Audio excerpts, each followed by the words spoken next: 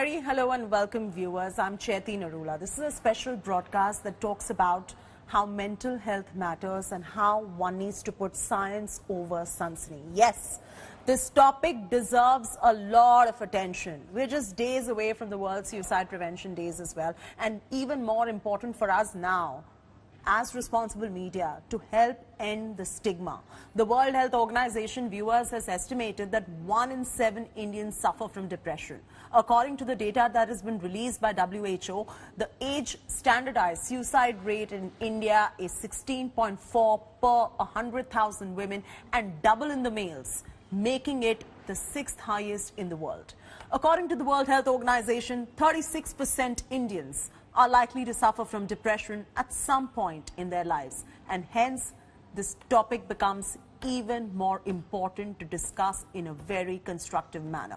Joining me today on this broadcast are Dr. P.K. Dalal, President, Indian Psychiatric Society, Dr. Sameer Parekh, a renowned psychiatrist in Delhi, Dr. Anjali Chhabria, a renowned psychiatrist from Mumbai.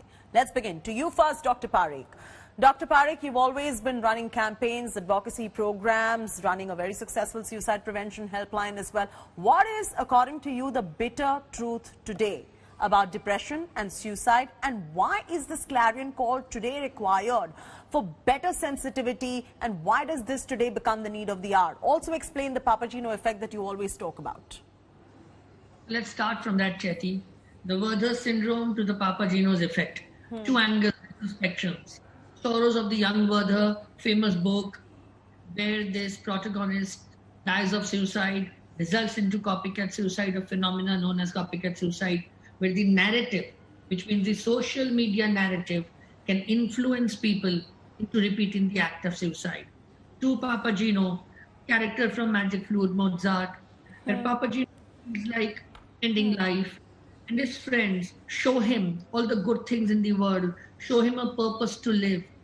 And that narrative prevents Papageno from committing suicide. I think it's high time that we understand, given the fact that Suicide Prevention Day is not very far away, that suicides is a real problem.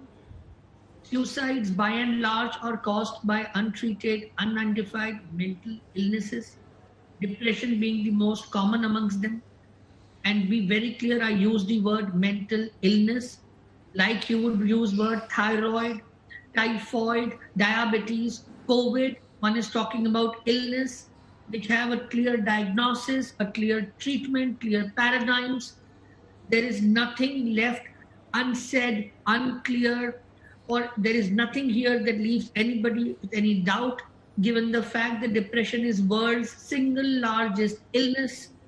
In that context, the narrative that's happening around us, where anybody and everybody is willing to talk about it, and it's all fine, communication should happen, free speech should happen, but let's learn to distinguish between not just fake news and real news, but also between fake information and scientific information, because the source from where you hear something needs to be an expert in that field or has read about it before you allow yourself to believe in it, because mental health has been surrounded by stigma. And 75% of the people living in the world do not seek help purely because of stigma.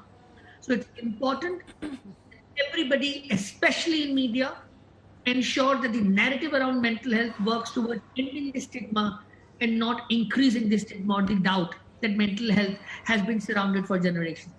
Absolutely, and this is what really encourages help-seeking behavior, the right kind of talk, the right kind of discourse around it. And you heard it from Dr. Parekh right there, what the bitter truth about suicide and depression is. Dr. Anjali, you have now, given the spate of incidents that have taken place, have raised a clarion call for science over sunshine. What is your apprehension today in terms of the ripple effect, given the thoughtless comments that are being made by certain celebrities and sections of the media? How can we reverse all of this? What is your message today so that people still come forward and know that there is no stigma attached to mental illness? The brain is like any other part of the body and that can be sick, and help-seeking behavior needs to be encouraged. Over to you, Dr. Anjali Chhabria.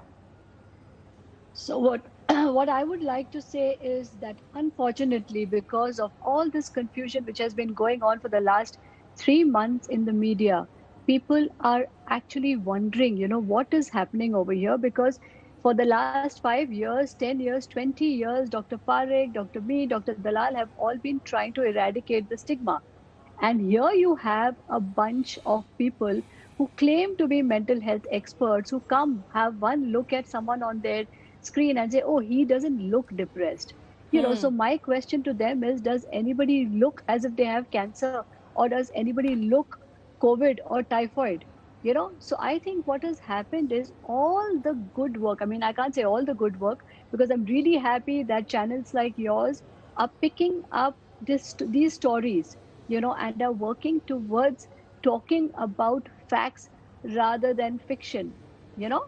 And it is important that, so what has happened is people have started wondering that, what are all these medicines? We have so many clients calling up every day and saying, oh doctor, you prescribed me this medication. Is this given for bipolar? Am I going to become suicidal after this? So somewhere what has happened is people's clarity of mental health has gone all over.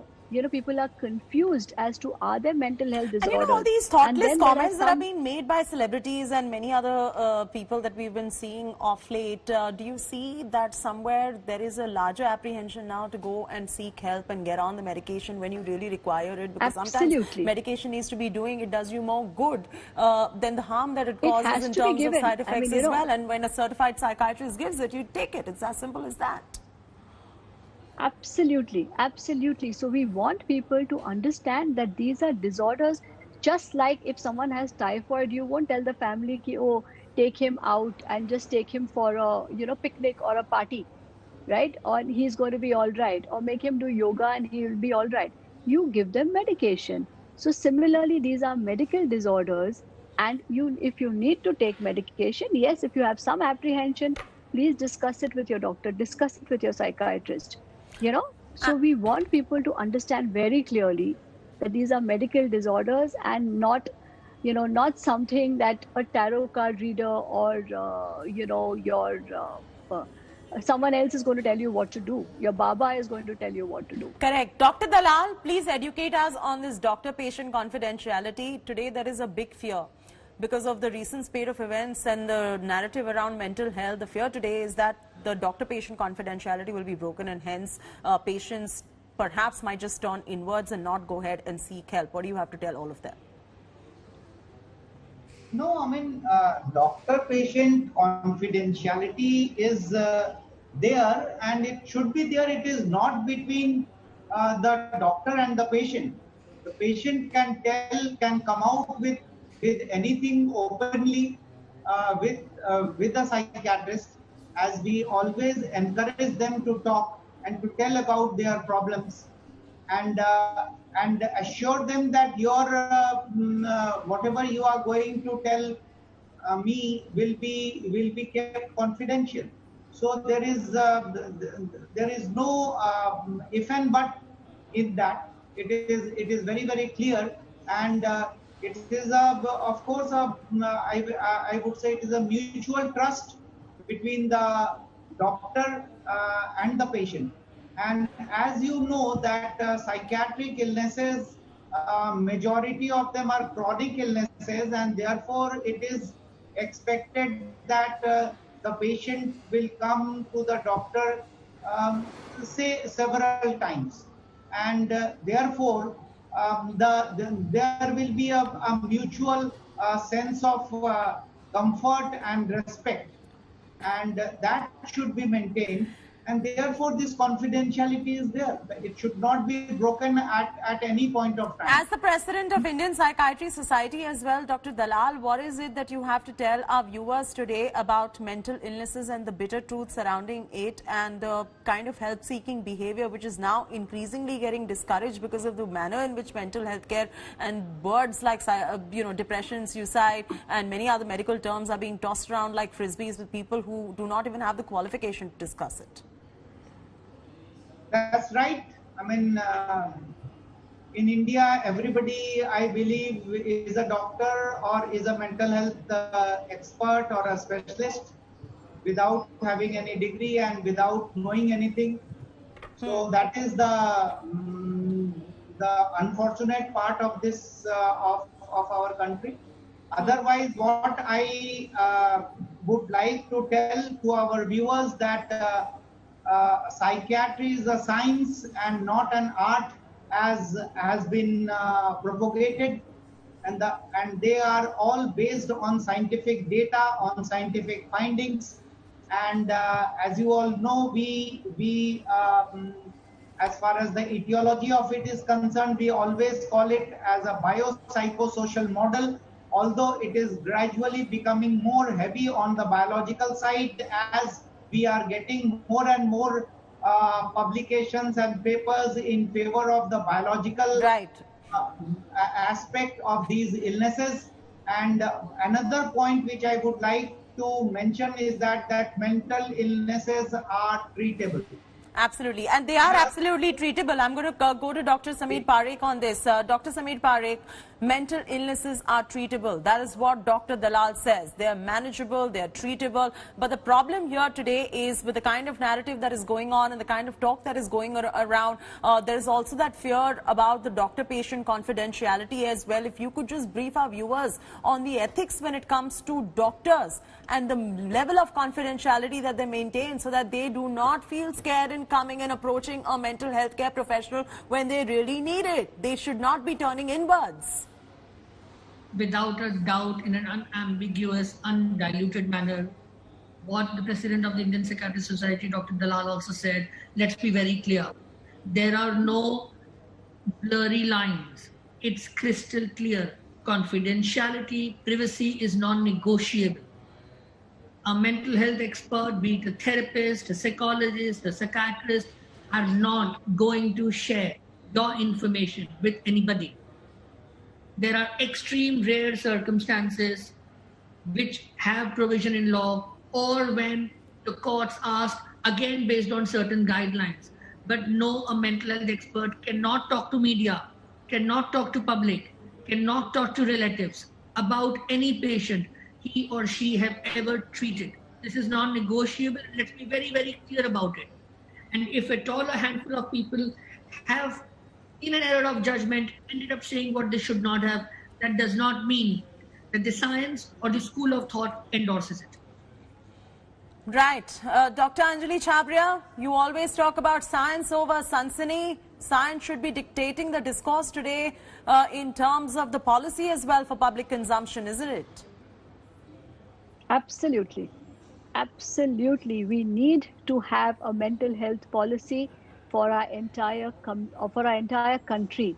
And we do not need to look at one or two people who are, who have come into the limelight. We need to look at the hundreds of suicides which are happening day in and day out in our country. We need to study it. We need to have a plan to help all these people.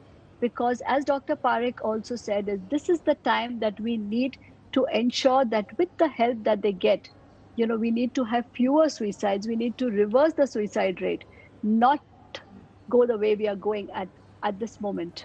And at this moment, what has also led to an increase is, Dr. Parekh, copycat suicides, because irresponsible reportage often leads to copycat suicides, and we've seen that as well. If you could shed some light on that aspect as well, and how science should be dictating the discourse and policy for public consumption, and even the manner in which media literacy today takes course. I'm happy, Chaiti, that a media house on a news channel is asking me this question, because this is largely about your community as well. Reportage by media, there are very clear guidelines by WHO. I wish all of us sincerely follow it. Do not visualize. Do not use and display methodology. Do not mention any detail. Focus on the emotional component of the laws. Focus on what could have been otherwise been the case. More importantly, also, whilst you are talking about it, talk about lines that are available. And what Anjali also said, and I need to say this, we need to have a national suicide prevention policy which brings all stakeholders, healthcare experts, public and private domain, NGO sector, government agencies, media houses. Our narrative needs to be towards suicide prevention.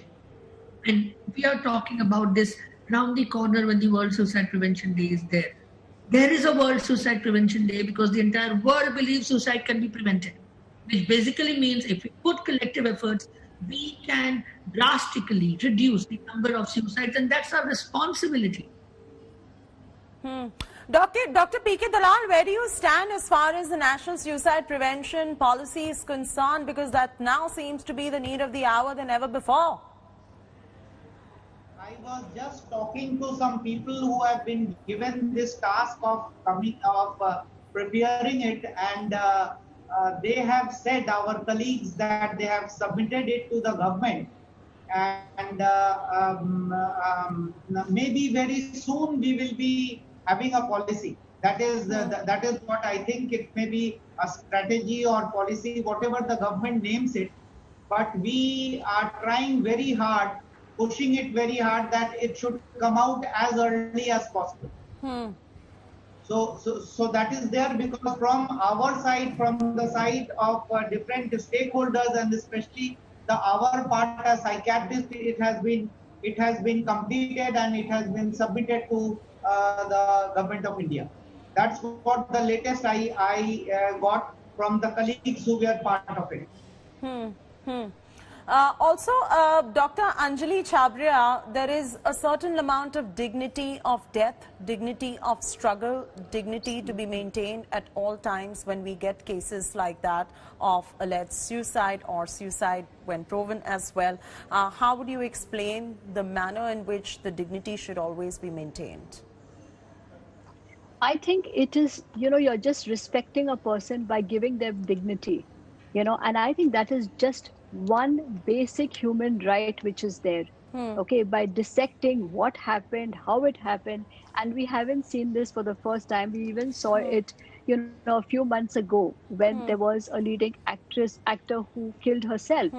The way the media took it up, it was, it's almost, it's so sad to see a person's life being dissected in such a way. Everybody and anybody who has an authority, who probably knew these people remotely, seem to come and claim, and they talk anything without even realizing that how, I urge these people to think for a moment, what if you were in that person's feet? Would you like your life being dissected like this? Can't we just give them the respect? And of course, the law and authority is doing its job. They are going to find out what happened. But the manner in which the dignity is absolutely, there is no dignity. And that is the first thing that we need to bring back. No, Dr. Chhabria, questions will always be asked when there is a case of an alleged murder as well, and an alleged suicide, when things are not clear whether it was a clear-cut suicide or not. And those are questions that, yes, media lines do end up crossing that fine line, but we here at India Today never do that. I agree and understand with what you're saying. Now, let's focus on the solution going forward. Dr. Parikh, what is the solution now? There's been a lot of damage that's been done. It's taken us back 100 years. All the efforts that you all are putting in seems to have just watered down somewhere with the kind of discourse we're seeing around mental health as well. How would you then encourage our viewers to empower themselves, enhance their knowledge, and take decisions based on science over sensationalism? Media literacy, Chaiti. Media literacy. Need of the hour is that all of us understand the importance of being literate when it comes to absorption of media. Be it media coming through any channel, including social media. What we've been talking about, when you get an information, see who said it, see why the person said it, see whether it's coming from a source which is reliable, source which has any knowledge on that matter or not.